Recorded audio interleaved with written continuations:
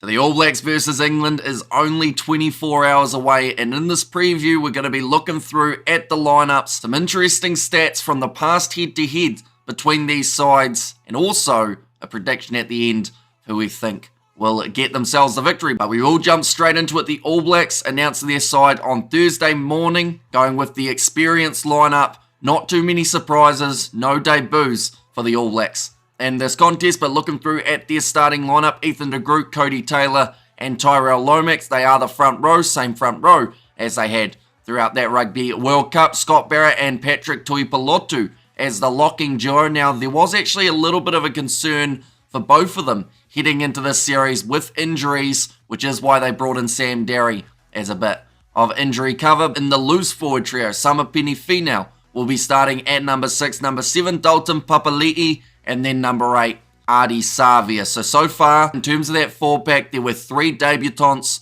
that we could have seen, which is George Bell, Pasilio Tosi, and also you have got Wallace Satiti, but none of them getting the chance in this game. And I think that just shows how much New Zealand respect this England side, and they know that they can't afford to put out anything less than their experienced side heading into this contest. They have to make sure they secure the first, and if they're able to do so, then that is where in the second test match you start to give those young guys some opportunities. In the backline, TJ Perenara, I feel like that's the perfect example of what I just said, the fact that they've gone with TJ in the starting lineup rather than one of the younger players. Damian McKenzie, he is going to be the starting 10. Out on the left wing, Mark Talia, with the right wing going to Sevu Reece. So actually switching wings from their regular Super Rugby Pacific seasons. I'm curious to see how that plays out. Geordie Barrett, Rieko Ioane as the midfield combo, and then Stephen Perofeta as the number 15. So no real size about this All Blacks backline. Of course, Geordie Barrett is probably, you could say, the muscle of this backline, but overall, quite a few smaller players for the All Blacks, which makes me think it's going to be more of a running game for the ABs rather than a more kicking-orientated battle up against England. Now, of course, England, they do love a kick, but so do the All Blacks. Actually, interesting stat from the Rugby World Cup, there were only 2 sides that averaged 30 or more kicks throughout regular play. They were the All Blacks and also England. Now, England averaged just over 35, whereas the All Blacks were just over that 30. So an extra 5 kicks coming from England each time they stepped onto the field. And speaking of this English lineup, it is Joe Marler, Jamie George, and Will Stewart as the front row. Mauro Itoje and George Martin in the locking duos. Now, Mauro Itoje, I believe one of the main reasons the All Blacks had to go with experience in that locking duo was because of this man. Now, with the Barrett injury earlier on in the season, with Tuipulotu looking like he wasn't going to be playing in this All Blacks series either due to his injury for the Blues near the end of Super Rugby Pacific, it seemed like Mauro Itoje was going to have a field day with the young New Zealand locks, which sounds a bit dodgy when you say it that way, but of course we're talking about the lineouts and the fact that he is able to make himself a massive nuisance, but that is a good thing for England because he causes the opposition to make mistakes,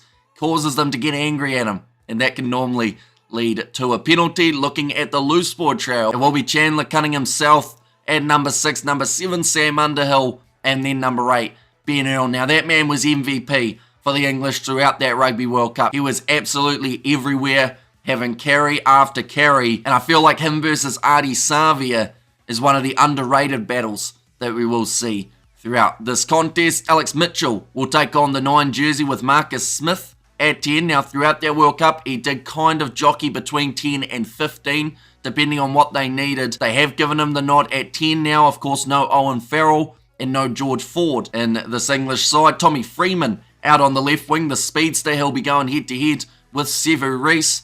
Ollie Lawrence and Henry Slade as the midfield combination, and then Emmanuel Fiwaboso out on the other wing. Now, him versus Mark Talia is an extremely intriguing one. Both of them have power, both of them have pace, and the fact that they're matching up, I'm very curious to see who gets the better of that head-to-head. And then at 15, close out the English lineup, it is George Furbank. So looking through at these two sides, it is easy to see why this is going to be an entertaining game. New Zealand, they have gone with that experience in the locking duo. Now, they actually had the highest accuracy of lineouts throughout the Rugby World Cup, whereas England had the highest accuracy joint for the Six Nations last year. So I think line-out time is going to be so important. Cody Taylor, Jamie George, those two don't often get it wrong. So I think that is somewhere that will certainly be important. I'll be honest, I don't know how scrums are going to go in this contest because I know that Ethan de Groot and Lomax as that combo have proven to work in the past for the All Blacks, but this English ball pack is certainly not one to underestimate either. But in terms of those backlines, key players to watch out for, I think we need to see a big game from Jordie Barrett here for the All Blacks, mainly because of that long boot that he can offer. It's being played in Dunedin, which means you've got no wind to contest with, which could also mean we see a couple long shots at the posts from Jordie Barrett. And also in this backline for the All Blacks, I would say TJ Perenara. I've mentioned about how because of the size of this All Blacks backline, I would think that they're going to have more of a running orientated performance here rather than a kicking based one. Sevu Reece, Mark Talia out on the wings, not too bad under the high balls, but they do give up a little bit of height in most scenarios. So I think that they're going to be trying to run it, which is why TJ is so important. Get that ball out of those breakdowns as quickly as possible and try and get that front foot going forward for New Zealand. In terms of the English key players, I feel like, Emmanuel Fiuwaboso out on that wing, definitely going to be one to watch out for. He has been talked about a lot here in New Zealand in terms of being one of the key players for the English in their backline. Ben Earl in that 4-pack, like I mentioned, if he can even have 80% of what he did throughout the Rugby World Cup, he is still going to be very evident throughout this 80 minutes. Maro Itoje in the locking duo, of course. As much as people like to dislike that man, he's still very handy for the English when it comes to a line-out steal and also that rolling maul marching forward for the English. But now we are up to the stage of making our prediction. But before we do so, there are some more interesting stats that I have seen. New Zealand, after a Rugby World Cup, have never lost their follow-up game. They have won 8, they have drawn 1, but they have never lost their follow-up game after a Rugby World Cup competition. Also alongside that, they have never gone 3 matches in a row without defeating the English. Now currently, they have lost 1 and drawn 1. That is the current situation the All Blacks find themselves in. Both under Ian Foster, of course, now Scott Robertson taking the helm to try and not have the first bit of history that man writes be on the wrong page.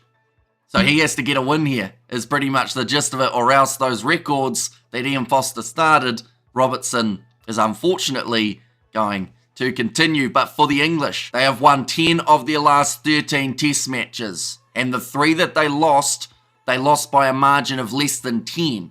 So they haven't exactly had a huge runaway game against them. But if there was a time that it could happen, perhaps it is down in Dunedin.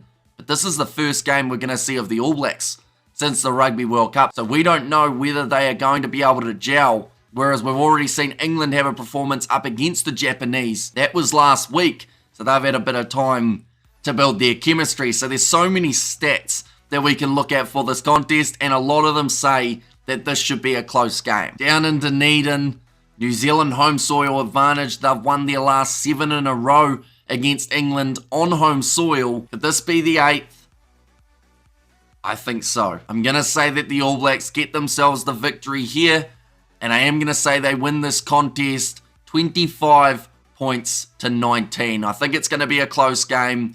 I want to see it go down to the wire a little bit, just so that it is one that keeps people on the edge of their seats, but it should be a great game. 7:05 p.m. kickoff on Saturday here in New Zealand.